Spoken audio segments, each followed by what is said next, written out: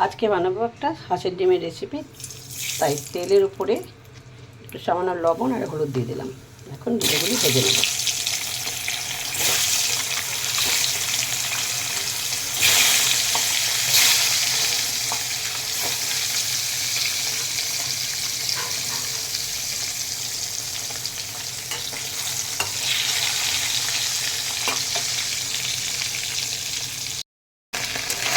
ডিমগুলি সব ভাজা হয়ে গেছে, এখন তুলে নেব। এই তেলের মধ্যে কালো জিরা ফোড়ন দিয়ে দিলাম, আর দিয়ে দিলাম জিরে লঙ্কা বাটা, দিয়ে দিলাম লবণ স্বাদ মতো, আর দিয়ে দিলাম হলুদ। সামান্য একটু কষিয়ে নিয়ে দিয়ে দেবো ঝোলের জন্য জল।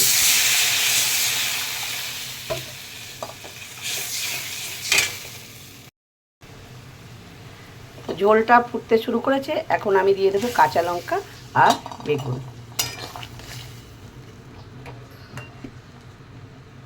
দিয়ে ফুটতে দেবো সিদ্ধ হওয়ার জন্য।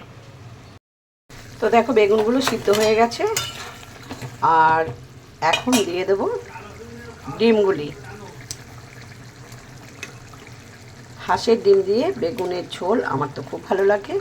যে যে বন্ধুরা খেয়েছো তো তারা কমেন্টে জানিও, আর যারা খাওনি তারা একবার খেয়ে দেখো, অনেক ভালো লাগে। আর তবে হ্যাঁ, অ্যালার্জি যাদের আছে তারা একদম খেতে যেও না। বেগুন আর ডিম, তার মানে বুঝতে পারছো কীরকম কম্বিনেশন হচ্ছে বেগুন আর ডিমে। যাই হোক, আমার খুব ভালো লাগে বলে তাই বানিয়ে ফেললাম।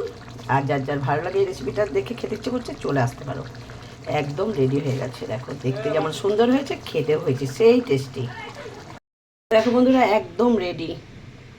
তো যার যা দেখে খেতে ইচ্ছে করছে চলে আসতে পারো। একদম গরম গরম ভাতের সঙ্গে গরম গরম বেগুন আলু দিয়ে ডিমের ঝোল।